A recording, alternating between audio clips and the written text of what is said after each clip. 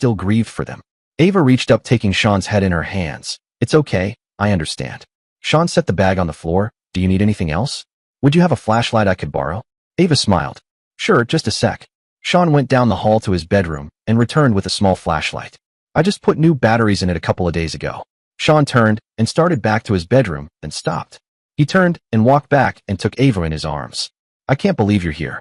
It's been a dream, you being here, and me holding you like this. Ava looked up at Sean and sighed. If it is a dream, I never want to wake up. Sean found himself once again getting lost as the lamp light reflected in her eyes. I hate for this night to end. He pulled her into a tight embrace, inhaling the scent of her hair. The only reason I can bear it is so I can spend tomorrow with you. He leaned down and kissed her goodnight. It wasn't the first time he had kissed her tonight, but it was the goodnight kiss he had dreamed of since that night he first saw her. He was kissing his butterfly, and absolutely nothing in this life or the next could be better. The next morning started just like every morning on the ranch. Sean was up and dressed a little after 5:30 a.m. He went to the house kitchen and started some water for his cup of tea. Tea was a habit he'd picked up from his mother since neither of them could stand the taste of coffee. While preparing his tea, Sean paused a moment to wonder if Ava would want breakfast, and, if so, what? He was still wondering when Ava walked into the kitchen dressed in jeans, boots, and a long-sleeved shirt, looking more like she was ready to work than date. I don't have any coffee. Sorry, I just don't drink it. What's in the cup then? Said Ava, grinning. I don't drink it either. It's tea. I always drink tea in the morning.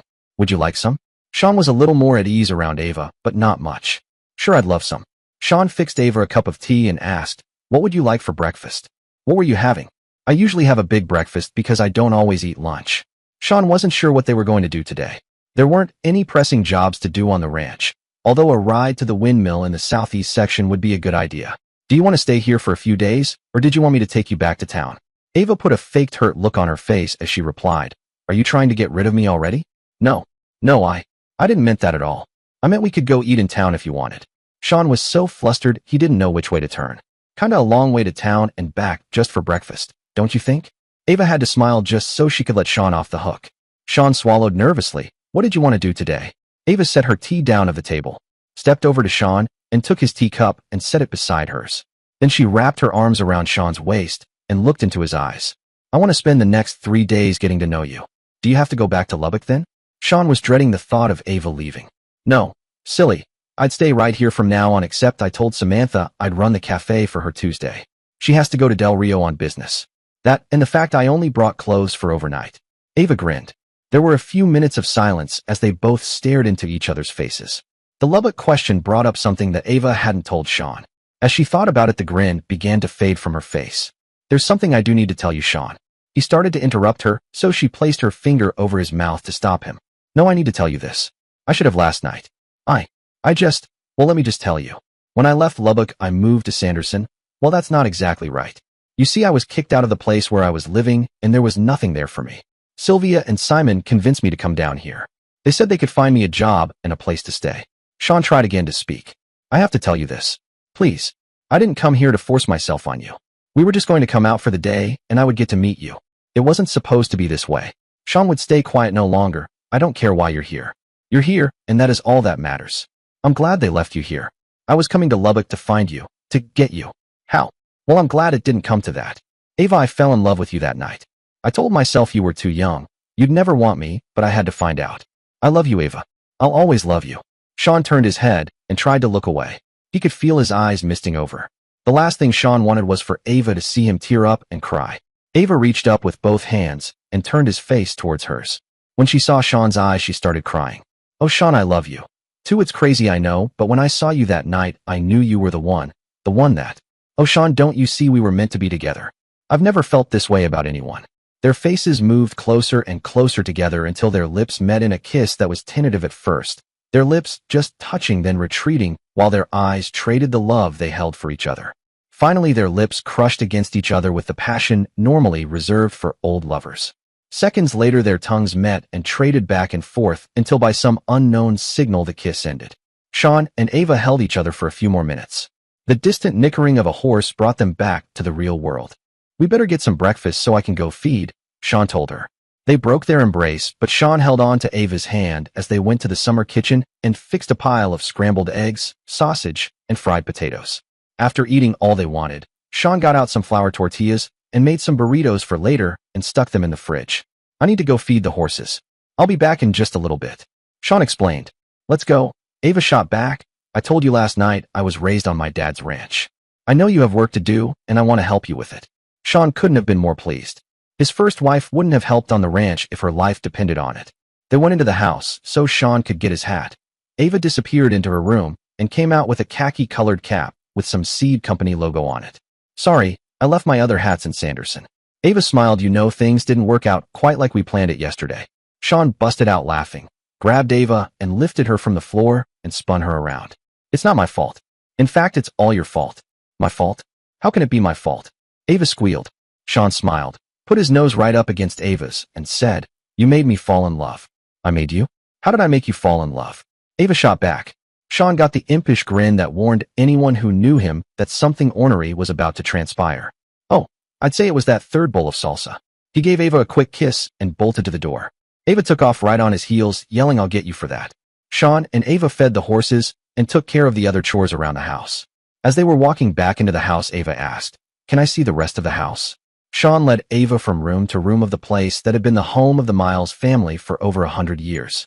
The original adobe house built by Eb Miles in 1882 had been added onto until it formed a square with an open courtyard in the center.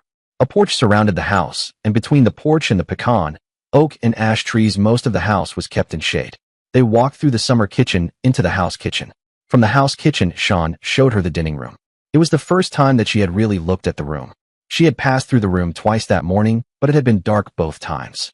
Now sunlight filtered into the large rectangular room through the lace curtains on the double French doors. The table and chairs were beautiful examples of Victorian woodworking. But the thing that caught Ava's eye was the ornately carved china cabinet. The china cabinet was filled with the most beautiful china. Oh my God. Sean, do you know what this is? Ava was more than a little bit excited, marveling at blue willow plates, cups and saucers. The cabinet was filled with Staffordshire, Wedgwood, Churchill, and even some English cloisonne. All of the pieces were from the 1800s and all very valuable. Sean, some of these pieces are priceless. Ava's face was glowing as she turned to Sean. My grandmother left me some very nice pieces. Ava stopped in mid-sentence as she realized that the china her grandmother had left her was yet another thing her stepmother had stolen from her. Sean watched the sadness come over the woman he loved. She had already told him some of the problems with her stepmother. Not that that affected how he felt about Ava. He loved her enough that if her stepmother had have been the Wicked Witch of the East, it wouldn't have mattered. What her stepmother had done to her, though, did make him angry. Sean was sure that some, if not all, of her stepmother's actions were illegal. He reminded himself to get in contact with his friend Jack and have him do some checking. If a Texas Ranger couldn't get to the bottom of it, no one could. He led Ava over to the French doors and out into the courtyard. He waited and watched as she walked straight to the fountain in the center. It's so peaceful out here. She turned toward him and saw the wooden tub in the corner behind him. What is that, a hot tub? Yes, it's designed to be heated by burning wood, Sean told her. What's through those doors? Ava pointed to the opposite side of the courtyard. That door is to the room you slept in last night, and those double doors go to the bedroom I slept in. What about that other set of double doors there? That, Sean paused, wondering what she would say when he opened the doors, is the pride of the Miles family. Come on, I'll show you. Sean reached for Ava's hand and led her to the doors. Opening the right-hand door, he let her enter the room first. Ava stepped into a room lit only by the sunlight from the open door behind her. She couldn't believe her eyes. There in front of her were books. Hundreds, no thousands of books. Sean moved across the room and opened a heavy dark curtain, and light flooded the room. Oh my, Sean, there's so many. I love books, I can't believe this. How can you have so many books? My family has a thing for books. There are books collected by every generation of Miles going back to the late 1700s. Many of them were brought from the Miles family home in England when they first came to this country. The pride in Sean's voice was something he just couldn't hide. The awe that Ava was displaying showed that she had a love of books that equaled what any Miles had. Ava walked down the aisles looking at the books. The room looked like it belonged in some English country estate, not the wilds of West Texas. Save for the two windows and the French doors, every wall from floor to ceiling was covered with bookcases, the wood a dark mahogany. Aisles ran from the end of the room to about 20 feet from the opposite wall. They ended at an open area at the east end of the room. In that open area sat an old roll-top desk, an equally ancient wooden chair in front of it. On the other side of the desk was a credenza with 3 lead crystal decanters and a tray of glasses sitting on it. Centered in the middle of the end wall was a fireplace.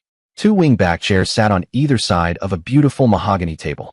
Ava turned to Sean and said, "This is the most wonderful place I have ever seen." She walked up to Sean and said, "Now show me the rest of the house." "But you've seen it all." "Well, all but the other bedrooms, but there's nothing to them. Come on." Ava grabbed his hand and turned to go back to the courtyard. "Whoa, girl." Sean laughed. "I thought you wanted to see the rest of the house." "I do." "Well then let's go this way." Sean now led Ava to the door that opened into the hallway that went to the bedrooms. They walked past the guest room where Ava had slept the night before, and past 3 other bedrooms with only a peek in the unused rooms. They turned the corner. That brought them back to the front of the house, and to the door to Sean's bedroom. He opened the door, and Ava walked in. The bedroom was quite large. To the left as you came in the door was a sitting area with a Victorian-style sofa and a couple of wingback chairs. On the other side of the room was a 4-poster bed. The bed was made, a homemade quilt serving as a bedspread. Ava looked around the room. There were no clothes laying anywhere. The room just didn't look like a single man lived in it. She peeked into the closet and found it neat as well. The last place on her inspection took her to the bathroom. Looking at the bathroom had Ava wondering if Sean had slept last night or cleaned his room. Thinking back, though, she realized the whole house was clean and not man clean, it was woman clean. Curiosity got the best of her. The truth now, is it always this clean? Sean looked up at the ceiling and said in an almost tearful way, "Thanks, Mom. You were right." Then turning to Ava he said, "Yes. My mother took great pride in teaching my dad and I that we didn't have to live like pigs." Ava looked to the ceiling. "Thank you, Mom. I'll make sure he keeps it up." She walked back over to the bed and lay across it. Sean stepped over to the bed and lay beside her. Once again he found himself staring into her eyes. Every time he had looked into her eyes a feeling of peace came over him, a peace that he'd never felt before. He had loved his parents deeply, but even they hadn't inspired this feeling in him. This was the peace that came from finding what he had been searching for his entire life, the love of his life. They lay next to one another talking and kissing until noon. After a light lunch Sean and Ava walked down to the barn. "Do you feel like going for a ride?" Ava's face lit up at Sean's question. "I'd love to. I guess your saddle is with your hats?" Sean grinned. "No." The smile had evaporated from Ava's face. "Oh, Ava, I'm sorry. It's at your dad's ranch, isn't it?" Sean's heart sank. Ava's grief over the death of her father was even fresher than his. "Ava, there are a lot of things that we don't know about each other, but please know that I would never do anything to hurt you. You know that, don't you? Please forgive me." Sean looked to Ava hoping for forgiveness. "There's nothing to forgive, Sean." Ava reached up and touched his face. The big lineback dun horse walked up to Sean and nudged him with his head. Sean was holding Ava in his arms and wasn't paying any attention to the horse's attempt to interrupt him. The horse, feeling slighted, gave Sean an even harder nudge. "Damn it, Dunny, stop that." Sean's chastisement only caused the big dun to shake his head and nicker at Sean. The big horse was acting like a teenage boy and moved up close behind Sean once again. This time he stretched his head and neck as far as he could, and, with a move the horse had practiced many times, flipped Sean's hat off of his head then ran out the gate and down the road a little ways. Usually when Sean and Dunny played this game Sean caught his hat, but not today. With his arms wrapped around Ava the hat hit the ground, and Sean couldn't help but laugh. "What is that all about?" Ava asked as she began to laugh along with Sean. "That is a game that got started when he was a colt. I think he's a little jealous." They turned to see the big dun stick his head around the corner to find out why Sean hadn't chased him the way he always did. "Come here, Dunny," Sean called. The horse walked up to Sean. "Dunny, this is Ava. You be nice to her, you savvy?" Dunny nodded his head and snorted. "Dunny knows all about you. I talked to him all last week about you and what I should do." "I see. And what did the two of you decide?" Ava asked while she scratched the underside of Dunny's jaw. "I was heading to Lubbock Friday, remember?" Sean chuckled as he reached down and picked up his hat. "Now which of those 3 horses would you like to ride?" Ava looked at the 3 horses standing under the shed roof of the barn eating hay. There were 2 geldings, a sorrel and a bay, and a paint mare. "How about the paint?" Ava replied. "The paint it is. Come here, Spot," Sean called to the horse. "Spot." Ava laughed. Who named her? Ava couldn't get over how strange it sounded to have a horse with a name that sounded like it belonged to one of the dogs. Sean was laughing too. It had been a long-standing family joke. "I think my granddad started the tradition years ago, but my dad named Spot. He was real disappointed when she was born." "Why?" Ava couldn't help but ask. "He was going to call it Fido if it had have been a horse colt." They finished saddling up and rode off together. It didn't take long for Sean to notice that Ava sat a horse as though she had been born to one. He watched her as they rode. He liked her short-cut hair and thought that if it were longer it would take away from the beauty of her face. Everything about her was in proportion. She was petite, almost boyish, but as far as Sean was concerned, there wasn't a prettier girl in the world. They rode around the house pasture and got back to the barn an hour before sunset. Sean had spent the day with the love of his life, and now he didn't have a single doubt that she was the right one. He knew what he wanted to ask, but there was something he had to do first. Without saying anything to Ava, he walked to the small fenced-in area that was the Miles family cemetery. Going to his parents' graves, he removed his hat and got down on his knees and began to tell his mother and dad about Ava. Ava was absolutely bubbling. What a wonderful day. She turned to say something to Sean only to see him walking toward a fenced-off area under the giant oaks. She followed and watched him take off his hat and get on his knees. When she got to where she could hear, her tears began to flow. He was telling his folks about her, telling them that he was in love. Ava didn't realize that she had walked up to Sean's side until she reached to touch him. He raised up his hand. She took it and held it. Sean turned to face Ava, still on his knees, tears running down his cheeks. He looked up at Ava, into those eyes that captured him every time he looked at them. Reaching into the pocket of his Wranglers, he pulled out a ring. His mother's ring, his grandmother's ring, and his great-grandmother's ring. The ring Miles' men had given for over 100 years. He took her hand and asked, "Ava, would you marry me?" She didn't wait. She didn't think. She had known Sean for less than 48 hours, and he was asking her to marry him. "Oh, Sean," she sighed. "Yes, there isn't anything I want more than to marry you." He got to his feet, handed Ava his hat, then picked her up. Shutting the gate to the cemetery with his foot, Sean carried his future bride all the way back to the ranch house. Ava basked in the glow of the afternoon's events. First the proposal, and now she was cradled in Sean's arms, being carried back to the house. Her head lying on his shoulder, her dreams, it seemed, had come true. Sean walked into the ranch house with Ava in his arms. As he approached the living room, she whispered softly, "Take me to the bedroom, Sean." He nodded and carried her down the hallway to his bedroom, the room that had once belonged to his parents. Gently, he laid her on the handmade quilt covering the bed. He removed her boots carefully, followed by his own, then lay beside her. They held each other close, sharing quiet conversation and soft laughter as the afternoon light filtered in. Time seemed to slow as they talked, learning the rhythm of one another's thoughts and feelings. Ava traced the buttons of Sean's shirt absent-mindedly, lost in the comfort of his presence. Looking into his eyes, she whispered, "I'm glad I'm here." They spent the rest of the day together, wrapped in quiet moments, holding hands, sharing stories, and simply enjoying the peace of being with someone who truly understood them. As night settled over the ranch, they drifted to sleep in each other's arms.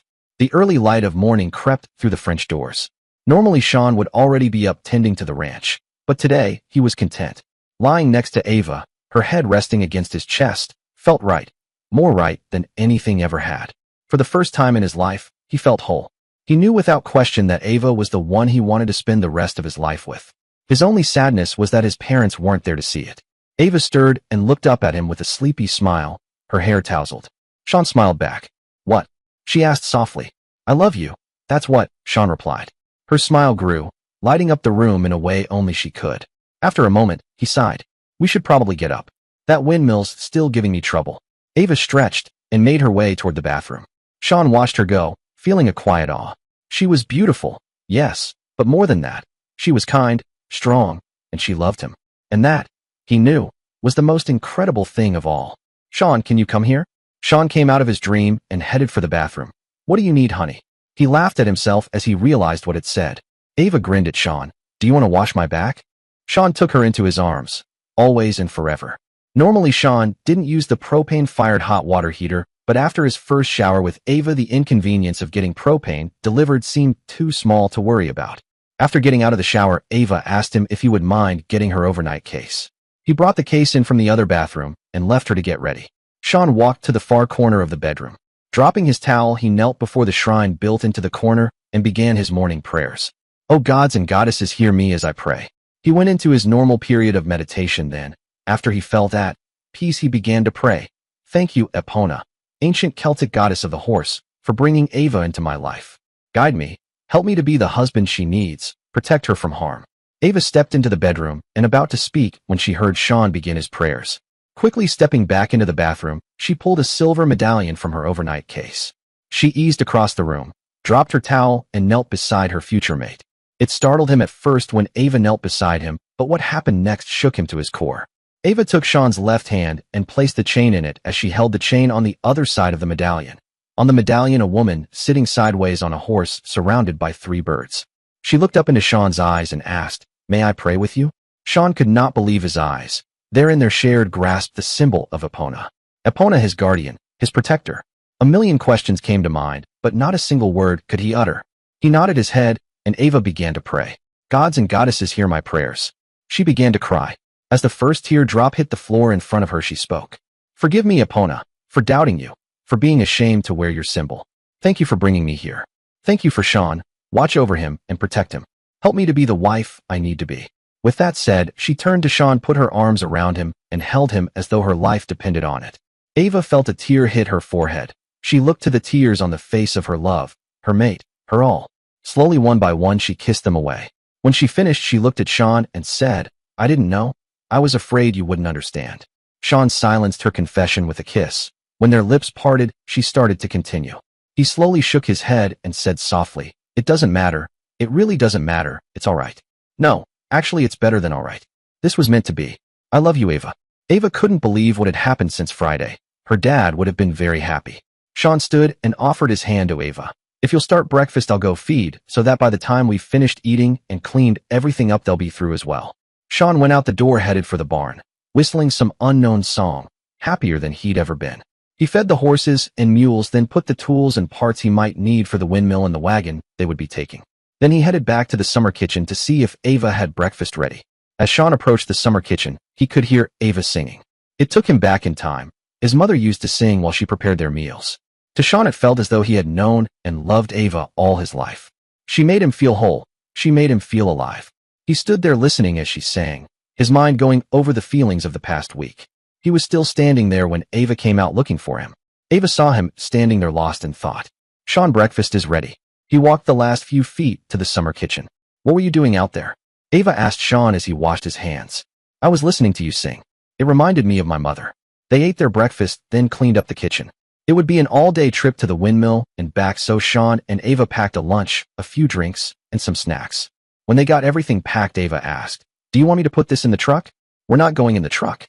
Just leave it sitting here while we go up to the barn to get our ride." Sean and Ava walked up to the barn. Sean caught Pete and started putting his harness on him. After finishing with Pete, Sean caught Repeat and put his harness on. When both of them were rigged up, Sean hitched them to the 1905 John Deere farm wagon. Ava couldn't believe the condition of the old wagon. "Where did you find this?" "My great-granddad bought it new. It's been rebuilt a couple of times. Go back there and look under that tarp." Ava walked to the very back of the adobe barn, where she lifted the corner of a dust-covered tarp. "Oh, Sean, it's beautiful. How old is it?" "It was made in 1885 in England and came first by sea to Galveston and then by rail to here." "Are these the only horse-drawn vehicles you have?" "No, there's a buckboard and another work wagon over in the hay barn." With the mules hitched, Sean lifted the petite Ava up on the wagon seat. Climbing up beside her, he took up the reins, giving them a flick. "Get up, boys." Sean and Ava sat side by side as they drove back up the house. When they got there, Sean hopped down off the seat and went to get the food and drinks they had packed. Spring in West Texas can leave you sunburned or frostbit with equal ease. It was looking like it would be a sunny March day. When Sean looked up at Ava sitting on the wagon seat with her seed cap and t-shirt, he decided she needed a little more protection. Running into his bedroom, he grabbed one of his chambray shirts. Going into the closet in his old bedroom, he pulled down a hat box from the top shelf. Inside the box was a brand new palm leaf cowboy hat. Sean had bought it for his mother for her birthday, but she had died before he could give it to her. He had put it in the closet and hadn't thought about it till he looked up at Ava on the wagon's seat. In a way, the hat felt like the first step taken in healing the wounds left by his parents' death. He looked at the shirt in his hand that would swallow the diminutive Ava. Reaching to the back of the closet where the blouses, dresses, and clothes that had once belonged to his parents still hung, he grabbed one of his mother's long-sleeve blouses, dropped the first shirt he'd picked up off, and headed to the wagon.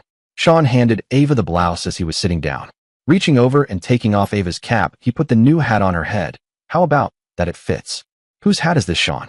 "I had bought it for my mom's birthday. She never got to wear it." "Are you sure about this?" Ava worried about causing him more pain over his parents' deaths. If she was here, she would insist on it. "Now, you ready to head out?" "Wagons ho," Ava said with a laugh, and off they went. Ava was amazed at how desolate the area was. There were two things in the wagon that she was curious about, and after an hour she had to ask, "Sean, why do you have that pistol strapped to your side? You also have a rifle in this scabbard. It seems like an awful lot of firepower just to go check a windmill. You see those mountains?" Sean pointed off the south. "They're in Mexico. This is still pretty wild country." We've had drug smugglers, people smugglers, and a host of ne'er-do-wells from both sides of the border that come through here all the time. Do you know how to shoot honey? Yeah, Dad taught me how. I have a Ruger Mini 14 and a Glock 9mm at home.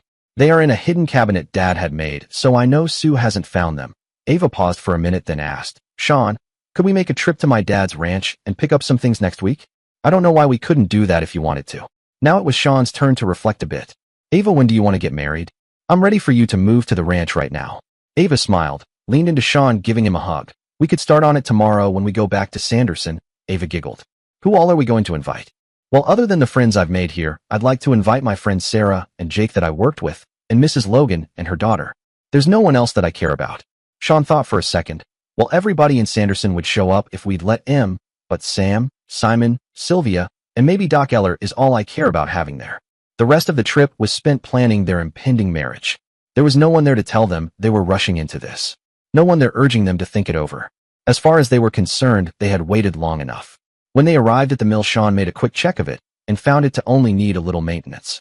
Before he started on the mill, they decided to eat lunch. They ate on an old quilt that spread under a mesquite tree, which was prospering from the overflow from the concrete storage tank.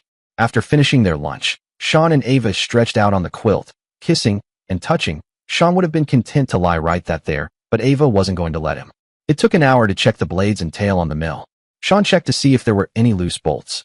The pump would need a new set of leathers and a new ball and seat before the long, hot days of summer hit. Sean was making his way down the tower when he heard a giggle and a splash. Sean turned and looked down to see a very naked Ava swimming around in the concrete storage tank. Come on in, it's not too cold. Yeah, right, little over a week ago it was covered with ice. Sean finished climbing down the tower and walked over the wagon and reached under the seat, pulling out a large plastic bag. He opened the bag and took out 2 beach towels and put them where Ava had piled her clothes. After stripping down, he climbed the ladder and dived into the 8-foot deep concrete tank. It was cold, but not as bad as he had thought it was going to be. Ava swam up to Sean and wrapped her arms around his neck. This tank is huge. I've never seen one this big. Sean smiled and leaned in, brushing his forehead against hers. What were you saying? He asked playfully. Nothing. She laughed, then shivered slightly. Can we get out now? I'm starting to get cold. She started swimming toward the ladder. Sure, come on. I'll help you warm up. Ava turned and smiled. Is that a threat or a promise, Mr. Miles? That, my soon-to-be Mrs. Miles, is a promise, he said, giving her a boost as she climbed onto the edge of the tank. As she sat there catching her breath, Sean offered a towel and looked up at her with a quiet admiration. Her small frame was still dripping from the cold water, and she rubbed her arms for warmth. He joined her at the edge, wrapping a towel around her shoulders. Here you go, babe. When did you bring these? They stay in the wagon. I keep them in the box under the seat, with extra food, water, ammunition, and survival gear, he said. Sean's voice grew serious. This country is unforgiving. If you're not prepared, it'll get you. Ava caught the look in his eyes, protective, focused, full of love. I'll be careful, Sean. I promise. Sean picked her up and carefully walked to the quilt in his bare feet. He laid her gently down and began to make love to her under the mesquite tree. He started kissing at her forehead and slowly worked his way down. Ava was on fire. They made wild love. Sean lay down on the quilt beside her and waited as she slowly rejoined the land of the living. Ava blinked a couple of times, then through slitted eyes she moaned, "Oh, Sean." Holding out her arms, she embraced him, then they shared a short but passionate kiss. They made love once more, hot, passionate, hurried as though this time would be their last. Meanwhile, J.D. Tatum was pissed. He'd been stuck in this shithole of a town for 3 days. He had found Ava's red Jeep. It was sitting in the driveway of a house just a few blocks from the cafe. The problem was nosy neighbors and a constant coming and going at the house where it was parked. But one little piece of information he had picked up at the cafe was that the old lady that was living there had a doctor's appointment at 10:30 Monday. So Monday would be the day that J.D. would fix the little surprise he had made for Ava's Jeep. Then the next time she took off in it, Sue Bell would inherit a ranch and a very nice trust fund. He smiled to himself when he thought of all that money. Ava would make 2 bodies that he and Sue Bell had on them. Ava's father had sealed his fate when Sue found out he was about to divorce her. The one thing they hadn't counted on had been Dan Bell changing the will. That had almost cost J.D. and Sue everything. Now it was going to cost Ava her life. For 2 days, Sarah, Ava's friend from Lubbock, had called the number that Ava had left her. The problem was that number belonged to Simon Wells. Until Sylvia came along, Simon had neither an answering machine or a cell phone, nor a reason to have either one. It didn't take Sylvia long to get frustrated trying to hunt him down when she needed him and insisted that he catch up with the times. Simon still wasn't used to the, as he called them, electronic leashes. He rarely had the cell phone turned on, and rarer still checked the answering machine. Added to this was that when he was staying with Sylvia, there was no one that needed to get a hold of him, or so he thought. And Simon had been staying at Sylvia's since returning from the ranch. After leaving yet another message on Simon's machine, Sarah called Jake to voice her concern. "Jake, I still can't get anyone at that number." Sarah could not hide the worry in her voice. "I know, Sarah," Jake returned. "I called a friend of mine last night. He's a Texas Ranger. He should be in Sanderson right now. And do you want to hear something funny?" Sarah was much too stressed right now for one of Jake's jokes. "No, not really. Do I have a choice?" Jake laughed. "Well, my friend Jack Rhymes knows this Sean character that Ava took off after." "Really? Is he a good guy?" Sarah asked. According to Jack, she couldn't have picked better. In fact, he spent almost an hour quizzing me about Ava to find out if she was good enough for Sean. Jake could hear the relief in Sarah's voice even through the phone. Sarah had been very worried that her friend was getting in over her head with someone she really didn't know. Simon and Sylvia met at 7 that morning for their usual breakfast together at the cafe. Samantha Miller had once again threatened Simon with waitress duties if Ava failed to show. The three of them enjoyed joking with each other and speculating on how Sean and Ava's weekend had gone. With Ava coming back today, Simon would have to stay at his place tonight. So after leaving the cafe, he had decided to stop by and turn the air conditioning on so the house would be cooled off later when he got home. As he walked through the door, he saw the light blinking on the answering machine.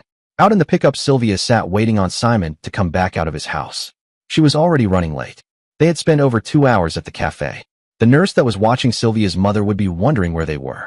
After 15 minutes had passed, she turned off the ignition and went into the house. There sat Simon, on the phone with a worried look on his face. He motioned for Sylvia to sit down as he listened and wrote down notes on the yellow legal pad. Sylvia could see 2806 area code numbers, and she knew that meant Lubbock or the surrounding area. She also saw the name J.D. Tatum, and beside his name Simon had drawn a skull and crossed bones. If all of that wasn't enough to cause alarm at that very moment, Simon wrote the name Jack Rhymes down. Jack Rhymes, a Texas Ranger, was well known to Sean and Simon. They had gone to college together, and every year the three of them went hunting together. So when Simon's voice exclaimed, "He's here, right now," Sylvia knew if the Texas Ranger was being called in, something was going on, and she knew that something couldn't be good. Simon hung up the phone, looked to Sylvia, and said, "We have to drop this tape by the Dallas office." Simon popped the micro-cassette tape out of the answering machine, walked down the hall, and turned the air conditioning on, and he and Sylvia headed to the sheriff's office. At the Terrell County Sheriff's Office, the morning had been very busy. It had started off like any other lazy day in Terrell County. Jason Adams was leaning back in his chair with his feet propped up on his desk, daydreaming about being a deputy in one of the more populated counties, but all that ended when Jack Rhymes showed up. Jason was used to seeing the Texas Ranger at the start of hunting season, but this wasn't hunting season, and the look on his face said something bad was about to happen. "Where's Dallas?" Jack's booming voice reverberated throughout the courthouse. Jason had been trying to get his feet down, and between the look on Jack's face and the urgent tone of voice he used, it almost caused him to go over backwards. Jason tried desperately to get his feet on the floor so that he could stand up. He pointed to the sheriff's office even as Jack was going through the door. For the next hour and a half, there was a flurry of faxes and computer printouts leading to Jason being sent to the cafe with a picture of J.D. Tatum. It took Sam only seconds to recognize him and tell when he had first shown up. When Jason called that information into the office, he was then sent to the local motel to find Tatum. On the other side of town, Tatum was pulling into Sylvia's driveway. Breakfast Monday morning was a little subdued. The past 2.5 days had been heaven for Sean and Ava. Their first weekend was coming to a close. Ava needed to be at the cafe at 11. They cleaned the summer kitchen together, then sat at the table drinking their tea. When it got light enough, they would go and feed the livestock, then turn them into the house pasture since they wouldn't be coming home till the next night. Yesterday, they had discussed the wedding and Ava moving to the ranch. The only problem they hadn't worked out was the ranch at Matador that Ava's dad had left her. Right now it was in the hands of Sue Bell, but with Sean helping her, Ava was sure she could revive her father's dream. Sean and Ava drove back to Sanderson, still feeling that honeymoon bliss. They drove into town a little after 9. After checking in with Sam, Ava and Sean were headed to Sylvia's house, so Ava could change clothes. As they turned the corner a block from her house, one Silva flagged Sean down. "Sean, do you know that guy down there at Sylvia's in that Ford pickup? He pulled in there about 5 minutes ago. I tried calling Sylvia, but she didn't answer." "Oh no." Ava's face went white as a ghost. "Who is it, baby?" Sean had an idea who it was. And since Ava seemed to be petrified, he decided to act. Juan, get in there and call the sheriff. Get him here quick. There's trouble. Juan headed into his house at a dead run. Sean reached back and got the binoculars off the back seat of the crew cab pickup. Ava, look through these and tell me who that is. I don't need them. That's J.D. Tatum's truck. Ava's voice was as cold as ice. Sean dropped the binoculars and pulled the .45 long Colt revolver that was in the driver's side door pocket. Juan came back out of his house with his Winchester lever-action rifle. Sean, the sheriff and a deputy are going to close off the other 2 streets. Juan checked to make sure there was a round chambered in the rifle. Oh yeah, Sean, Dal said to tell you that Jack Rhymes was with him, and he'll be here in a second too. The sheriff, deputy, and Texas Ranger all slid to a stop right behind JD's truck, blocking him in. Jack Rhymes was the first to spot the man. Ease out from under the Jeep. Jack's booming voice could make the hair on the back of your neck stand up. Simon and Sylvia had been in the sheriff's office when Juan's call had come in. After hearing where the trouble was, they had followed the sheriff back to Sylvia's house. Ava wanted to go and see. It was all Sean could do to keep her back until Jack signaled it was clear. Jack was watching the man that had crawled half under the red Jeep Cherokee. He could see the Browning high-power clone in the holster the man had. The way it was on his belt, he used the cross-draw method, and he was left-handed. The man under the Jeep was taking his sweet time coming out from under the vehicle. Jack watched as the man's left hand came out from under the car and moved towards the pistol. Jack took the last few steps and jacked around into the 12-gauge pump shotgun. Since the man still seemed determined to remain horizontal, Jack placed the barrel of the shotgun right on the zipper of the man's blue jeans. You are fixin' to get castrated, a-hole. Okay, I'm coming out. The man called out from under the Jeep. Jack reached down and pulled the pistol out of the holster. When the man got out from under the car, he started to get up. Stay right there. Roll over and put your hands behind your back. Jack handcuffed the man. Then he and the deputy pulled him to his feet. What were you doing under there? Jack asked. I ain't saying anything. The man grunted, then spit in Jack's face. Jack took out his handkerchief and slowly wiped the spit from his face. He refrained from cold cocking the jerk, but this jerk's health and welfare had now become a major concern for Jack, but not in a way that Tatum would find good for him. The deputy had finished searching the man. His name is James David Tatum from Matador. Simon and Sylvia had joined the growing crowd of folks wanting to see what all the excitement was about. Ava could be held back no more and went over to see what was going on. Sean, holding her hand, could feel her trembling. Just as we got to where Jack was standing, Jack, the sheriff shouted, he's put something on the brake line. There's some putty-looking stuff and a small black box with a blinking light on it. There was a burst of murmurs, exclamations, and threats uttered by the crowd. Tatum had a grin on his face, one that Jack was tired of. Suddenly Tatum's crotch ran into the butt of Jack's shotgun.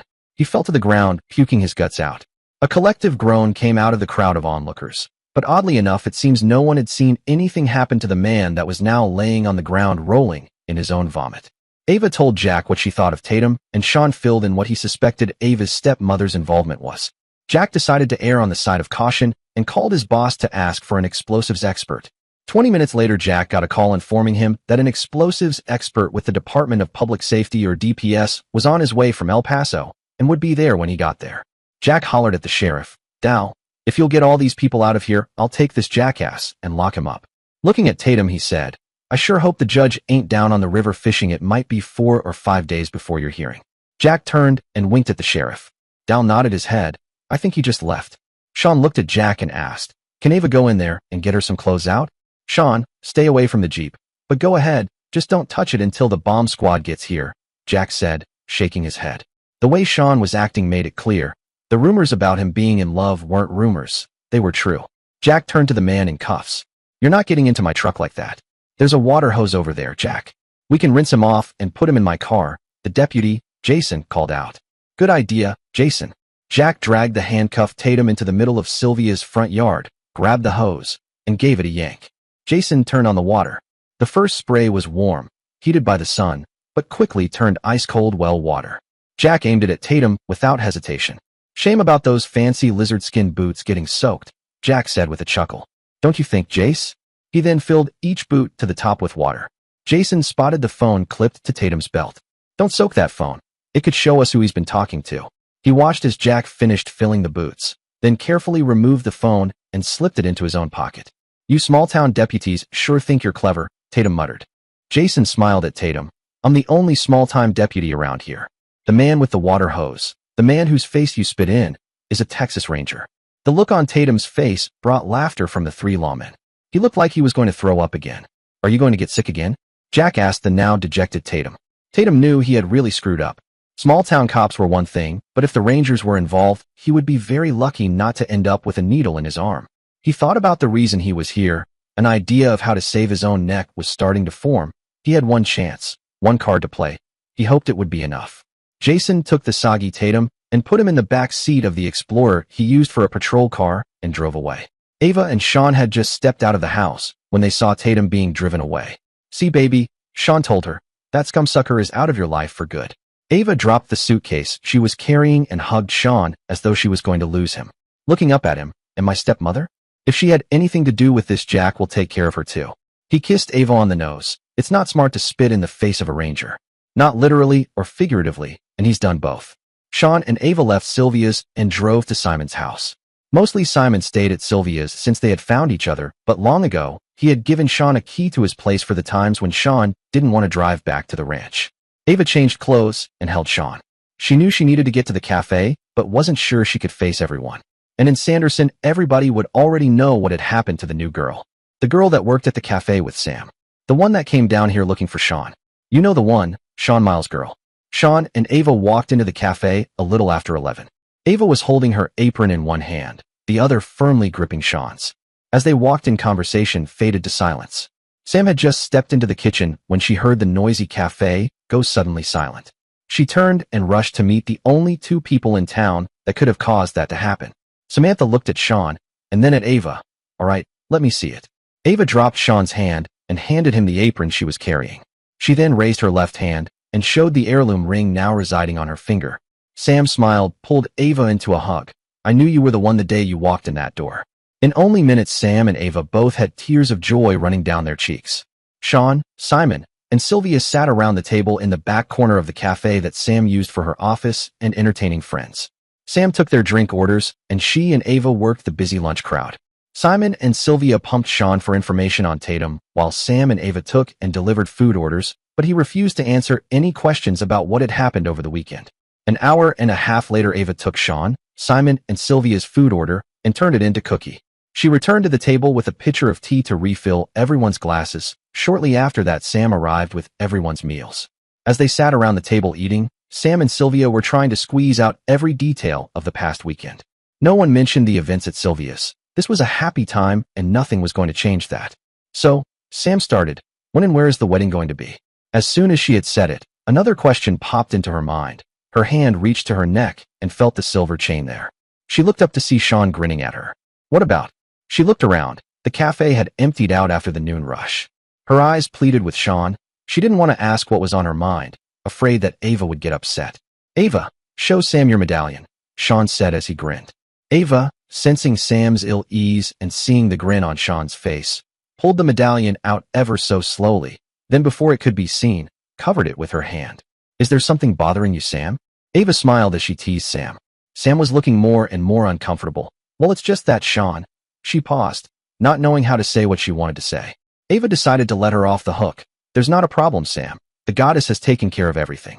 Ava removed her hand, revealing the medallion showing Epona on her horse. Sam pulled Ava into a hug and started crying. No one said a word. After Sam had recovered, they started planning the wedding. They picked the first weekend in April, the weekend after next. All that was left was to call the judge. The cafe's ringing phone broke up the planning session. The sheriff wanted Ava and Sean at the courthouse. While the gang at the cafe had been planning a wedding, the Terrell County Sheriff and Ranger Jack Rimes had been quizzing J.D. Tatum. Tatum had made it very plain that he was not going to answer any questions. It took only a small amount of digging to find out that Tatum had made some mistakes in his life, some of them big mistakes.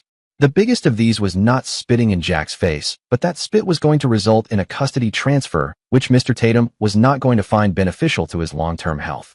2 years earlier, Tatum, in a drunken rage, had severely beaten a Mexican man in a bar fight. Tatum may not have known who Tomas Rios was, but Jack Rimes sure as hell did, and he decided that now was as good a time as any for Mr. Tatum to find out who he was, or, more specifically, who his father was. Jack put down the print out of Tatum's criminal record. "Well, Mr. Tatum," Jack started, "I see here that 2 years ago you beat a man almost to death in a bar fight in Lubbock. No charges were ever filed." Tatum mouthed back at Jack. Jack smiled. "Yes, that's right. Do you want to know why? Not waiting for an answer, Jack continued. The man you beat up is the only son of Jorge Rios. Tatum couldn't help but notice the bored look on the sheriff's face had been replaced by a smirk, and the deputy nearly fell out of his chair. Is that supposed to mean something to me? Tatum asked gruffly. No, it doesn't mean anything to you unless I pick up the phone and make a call, Jack said, smiling as he let his words sink in. Jack's smile was unsettling to Tatum, and without realizing it, Tatum gave away his unease. What would happen then? His confidence was beginning to crack. Oh, then we'd have to leave you in this jail all by yourself, Jack replied. That way, none of us would get hurt when they come in here to take you. You see, Mr. Tatum, Jorge Rios is the enforcer for the Talavera family just across the border in Mexico. You hurt his son pretty badly. He's going to want to have a serious conversation with you. And don't expect any of us to risk our lives to save you. If you were talking to us, that would be one thing. But since you've already said you won't cooperate, well, you're on your own now. J.D. knew he was stuck. He could spend the rest of his life in prison or be dead after a long period of torture. The choice was an easy one. He told the ranger everything that had happened. A court reporter and a video camera made a record of every word he spoke. As soon as Tatum had finished his story, Jack Rimes called the Motley County attorney and explained what was going on. Less than an hour later, a warrant had been issued for Sue Bell for conspiracies to commit murder and theft, the capital murder of her husband, Dan Bell, the attempted kidnapping and murder of Avelini, Ava Bell, and the theft of her college fund. A sheriff's deputy and a DPS trooper were being sent to the Bell Ranch to arrest her. In Terrell County, every charge that fit and a few that wouldn't were being brought against Sue Bell. At the same time that Motley County was swearing out warrants, so too was Terrell County. Sue Bell might dodge the death penalty in Motley County, but she would never again breathe free air again by the time she was convicted of even half of the charges now being brought against her. Tatum's cell phone had been ringing every 30 minutes. The caller ID showed Sue Bell's number. Rather than tip their hand, they simply turned the phone off. Now if only those folks in Motley County would get to the Bell Ranch and arrest the bitch. It was late afternoon Monday at the Bell Ranch, and Sue Bell was starting to worry. JD hadn't called in last night like he was supposed to. When he had called Sunday afternoon, he was certain that the little bitch would be dead by dark Monday. It would be dark in less than an hour. She looked at her watch for the 100th time. Something must have gone wrong, Sue said to no one as she paced back and forth. She was going over all the things that could have gone wrong. Of all the things that she thought of that could have happened, J.D. spilling his guts to the cops was way down on the list. He had always been a stand-up guy who thought fast on his feet. She called his cell phone yet again with no answer.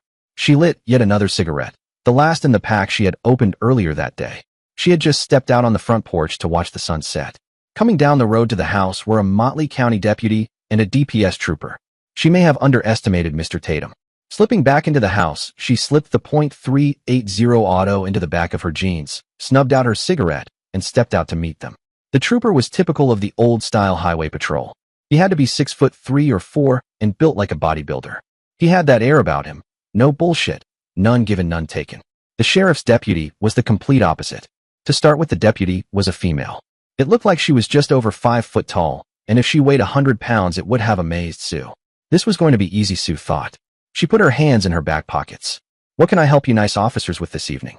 Sue laid on the Southern Belle accent, trying to make herself seem helpless. Darcy Middleton's senses had gone to high alert when Miss Prissy put her hands behind her. Will Turner, a 5-year veteran of the DPS, on the other hand, hadn't given the blonde suspect a second thought. For all his training, he didn't have the real-life experience that Darcy had spent the last year and a half getting. 3 short months ago, Darcy had been in Baghdad, and she had the hardware to prove it. She had one of every medal the Army gave with the exception of the Congressional Medal of Honor, and if her commanding officer had his way, she would soon have that. Her coolness and bravery had saved most of the men and women in their convoy after they had driven into an ambush. She saw an ambush in the making right now, Will. Sue had written off the deputy as being just a female trying to fill a man's shoes. She drew her pistol down on the trooper and had him dead to rights when she heard the 2 rounds fired. Someone had hit her in the chest. She didn't remember pulling the trigger, but she had heard the shots. Sue was feeling weak. Maybe she should have eaten something earlier. Wait, the trooper was standing over her. How could she have missed an easy shot like that? It didn't make sense. Well, to hell with him anyway. She was tired. She was just going to take a little nap. She closed her eyes and slumped over onto the floor. Will's hand was shaking like a leaf as he felt for a pulse, not that he expected to find one. He never saw the woman pull the gun out. He had been looking down at the first of the dozen steps that led to the porch. He should have been dead. When he got the call to come out here, he hadn't even bothered to put his vest on. He turned and looked at Darcy, who was still ready to put another round into the woman should it be necessary, and shook his head. Sue Bell was dead, 240 caliber rounds to the chest, the hole in her white blouse just bigger than what a single round would make. 2 rounds and almost the same hole from over 25 feet. She was a better shot than anyone he knew, and boy was he ever glad she was. He had a feeling that his wife would think so too. Darcy walked back to her patrol car and called in the shooting. She then pulled out her cell phone and called the guy who was to have picked her up 2 hours from now and canceled their date. It was going to be a long night, a very long night. Sam, Simon, Sylvia, Sean and Ava had been sitting at the cafe planning the big wedding. For Sylvia, a wedding meant a church, fancy dresses for the bridesmaids and tuxes for the men. Listening to Sean and Ava talking about contacting Tom Masters, the head of the Gorseth, to perform the ceremony, and making sure the grove was cleared of broken limbs and readied for the big day, Sylvia looked from one of her friends to the other and then back to Simon. It occurred to her that she and Simon had never talked about religion, and she wondered if he was a Druid as well. When a pause in the conversation came up, she asked, "Are all of you Druids?" Simon had an idea what she was worried about. "I'm not." And then after a lengthy pause, he finished with, "Not yet anyway." Then he smiled at Sylvia. Ava had seen the look of distress on Sylvia's face when she turned to give Simon one of those looks. She quickly winked at Sean and Sam. "Sean, what do you think about having the wedding skyclad?" Sean was expecting her to say something, but definitely not that, and the result was him almost spraying iced tea all over the table. Instead, he inhaled the mouthful of tea, causing him to choke and sputter. Ava was slapping him on the back, fretting over him as he slowly regained his composure. He had almost recovered when Sylvia asked, "What's skyclad?" The table erupted into laughter from everyone except Sylvia. She was looking from one person to the next, still not understanding what was so funny. Simon was watching her. Knowing that the humor would be wearing thin very fast, he leaned over and spoke where only she could hear it. "It means in the nude." Her eyes became the size of saucers, and once again she looked around the table. "You're joking, right?" She was hoping Simon was pulling her leg. Ava reached across the table and took Sylvia's hand. "It's all right. I was just joking." The table erupted again when Sylvia sighed in relief. They had worked out the details of the wedding. Sam and Ava worked the early supper run and had just served the last customer before the grill was to be shut down when in walked Sheriff Dallas Jackson and Texas Ranger Jack Rhymes. They walked directly to the table where the 5 friends were sitting. Sam got up. "Do you two want something to eat?" Cookie was about to close down the grill. They looked at each other and nodded. Sam looked at the sheriff and asked, "The usual? And what about you, Jack? How about a chicken fried steak and gravy?" Jack smiled and walked over to the table where Sean and Ava sat. He asked Sean and Ava if he and Dallas could speak them in private. Sylvia and Simon decided this was a good time to go check on her mother, and they left to do so. As Jack sat down, he said, "It's been a busy day." Before Sean or Ava could speak, Jack began to tell them of the events of the last few hours. By the time he had explained how her stepmother had died, Ava was awash in feelings, but none of those feelings included sorrow. She was still deep in thought when Jack asked her what she wanted to do with the ranch. It took several minutes before Sean answered for her and started explaining that there was a hidden vault and that it might contain the answers to many questions. "Then we need to be there as soon as we can," Jack announced to the table. Ava had been deep in thought when he said it, but she remembered she had to run the cafe tomorrow and was about to say so when Sam set the 2 chicken frieds on the table. She reached down and touched Ava's hand, and their eyes met. "It's all right. I called and canceled. You go and take care of your business. This all needs to be out of the way before the wedding." Ava stood and embraced Sam. They held each other for several minutes. Then they went back into the office area where they could exchange some therapeutic tears. While Sean watched Dallas and Jack finish eating, they discussed plans for the next day. 4 a.m. Sanderson, Texas. The Beach King Air circled the small airport, laughingly referred to by the locals as Sanderson International after the feds forced a plane full of illegal drugs to land there 10 years ago. For the most part, federal and state law enforcement and an occasional hunter flying in for a weekend hunting trip were the only ones who used it now, and it was indeed a law enforcement plane that landed and taxied up to the 3 vehicles waiting there. Texas Ranger Jack Rhymes, Terrell County Sheriff Dallas Jackson, Sean Miles, and Avalini Bell waited for the plane to come to a stop and the door to open.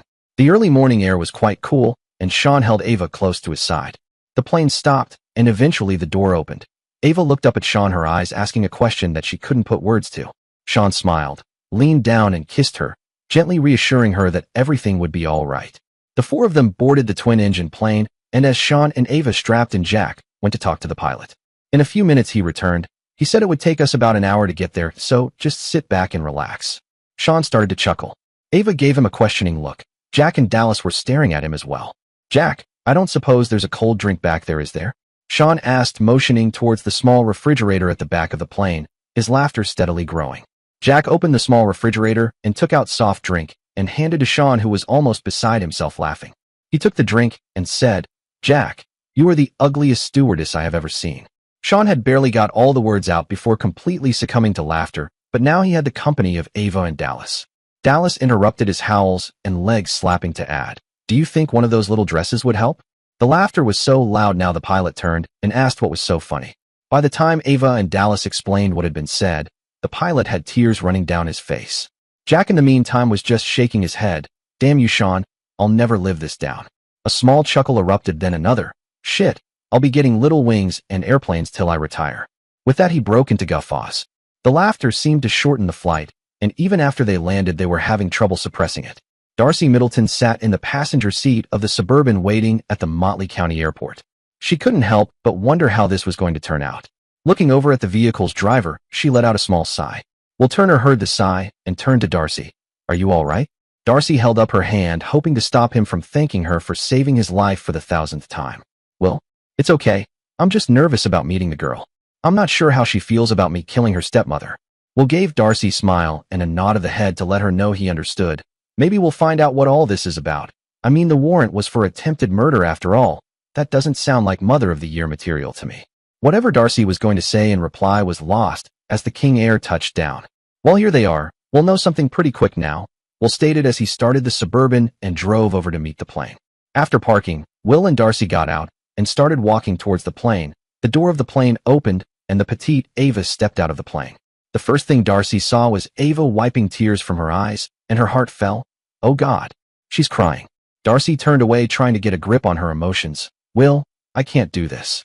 Will had just put his hand on Darcy's shoulder to comfort her when two more men stepped out of the plane, and both of them were laughing and wiping tears from their eyes. Darcy, those aren't tears of sorrow. They're laughing about something. The next one out of the plane was Jack Rhymes. Will had met the Texas Ranger before, and he too was laughing and shaking his head. Will and Darcy walked over to meet the people they were to drive to the ranch. Jack Rhymes introduced himself and Ava, Sean, and Dallas. After a short walk to the Suburban, they loaded up and started the drive. The trip to the ranch was a case of 20 questions for Will and Darcy, as Jack quizzed them over the shooting and what they had found at the ranch. Jack had read the crime scene report that the Motley County Sheriff's Office had faxed to him, but the report didn't elaborate on the shots that killed Sue Bell. Will made sure that Jack, or anybody else that asked, knew that Darcy was a very good shot and had saved his life. Darcy, for her part, was just embarrassed by all the attention and was still uneasy about talking in front of the girl about killing her stepmother. The trip to the ranch passed quickly enough. When they got there, Ava had Will drive straight to the barn. In the barn, Ava walked over to a door that led into the tack room. Once inside the tack room, she reached to the backside of a saddle stand and unlatched the hidden catch. Once it was released, she tipped the saddle rack over and let it lay in the floor. Ava moved another saddle rack to the middle of the room and said, I need a pencil. Jack handed Ava a pencil. She took it and pushed it into a hole in the floor. There was an audible click and part of the floor popped up. Ava lifted the trap door up and then reached inside and turned on a light. Looking at the others gathered in the room, there's only enough room down there for 3 of us. With that, she started down the ladder. Jack and then Sean followed her down the ladder to the small room below. The room was rectangular, roughly 8 by 12 feet. The long walls were lined with gun safes, and at the far end of the room was a wooden table with 2 small safes underneath it. Ava went to the larger of the 2 safes under the table, and with just a few turns of the dial, she had it open. Laying right on top was an envelope with Ava's name on it. That's my dad's handwriting. Her hands were trembling as she opened it up. Inside was a letter. Dear Ava, if you are reading this, then something has happened to me. I hope that you are safe. I am leaving here in a few minutes to see our lawyer. That's our old one, not Sue's friend. I called him last night. I am filing for divorce. I found out yesterday that she and her lawyer friend are trying to steal the ranch. Her prenuptial agreement will keep her from getting anything. In this envelope are copies of the proof of their conspiracy and an audio tape, as well as my current will. Also in this envelope is the deed to this ranch. I had signed it over to you 2 years ago. That will make it that much harder for her to take it from you. The will was just done this week, so don't let that bitch run over you, honey, or show you a different will. Always remember that I love you and always will. I hope that you find someone to share your life with like I had with your mother. Take care, my little girl. Love, Dad. Ava had tears streaming down her face as she handed the letter to Jack. Sean took her in his arms and held her, kissing her gently on the top of her head as she cried out her hurt. She had grieved for her father after the accident, but now it appeared that it hadn't been an accident. Now it felt as though she had lost him all over again, except this time he had been murdered. Jack read the letter, then looked through the contents of the envelope. There was more than enough there to indict the lawyer, and he was going to reopen the case on Ava's dad's death, because it looked like he very well may have been murdered. Jack looked over to where Sean was holding Ava. Ava, I just have one question. Why didn't you look in here after your dad died? Ava turned in Sean's arms to face Jack. Sue told me not to come out, and I was afraid to. J.D. gave me the creeps. Jack nodded his head and said quietly, well, it probably worked out better this way. Before leaving the hidden room, Ava wanted to get her pistol and her rifles out of the gun safe to take back with them. She got out the ones she wanted and showed Sean the rest, and asked if there were any that he would like to take back to the ranch. There were a couple that he was interested in, so they took those and handed them up to Dallas, and then they all went back up the ladder. Ava turned off the lights and latched the door, and after setting the saddle rack back up and hooking the hidden latch, they put everything back to rights in the tack room and closed the door. Sean and Ava would be loading up some other things and taking them, but they would see their friends off first. When they walked out of the barn, Darcy was walking towards them from the house. She called out, "Hey Ava, your lawyer is here." "Bill Squires?" Ava asked. "No, it's John J. Dillard. He says this ranch is his, and he has the papers to prove it," Darcy replied. Jack Rhymes just started laughing. "Boy, it doesn't get any easier than this. The damn crook drives out to you to get arrested." Sean and Ava put the guns into the Suburban and Will drove them up to the house. Inside, Mr. John J. Dillard was going through the drawers in Ava's dad's study when they walked in. "Oh, there y'all are. You need to get off my property, and you will not be taking anything with you," Dillard announced. Ava looked like she was about to explode, so Jack turned to her. "Just a minute, Ava. I can straighten all this out real fast." Jack then turned to Dillard and introduced himself. "My name is Jack Rhymes. I'm with the Texas Rangers, and you, sir, are under arrest." Dillard's face paled. Then he swallowed and asked, "What for?" "Well, it looks like according to these papers in this envelope that you and Sue were trying to steal this ranch, and I suspect that the two of you had Ava's dad murdered. How's that for starters?" Jack was grinning as he walked over and handcuffed the shyster and read him his rights. Jack then picked up the phone and called the district judge and explained to him what was going on. Before he hung up, search warrants were being drawn up. Jack then reached into the envelope and removed the deed and handed it to Ava. "You keep this with you. I'm sorry, but I'll need to keep the letter your dad wrote. Between the letter and the other stuff in this envelope, it should be enough to put a needle in this scumbag's arm." Jack really wasn't sure that was the case, but he didn't have any problem making Dillard think so. Ava just nodded her head, turned to look at Sean, then turned back to Jack. "There won't be a problem if Sean and I load up some of the stuff I wanted to take back, will there?" Jack smiled at her. "No, the ranch is yours. Get whatever you want. You were planning on driving back anyway, weren't you?" "Yes.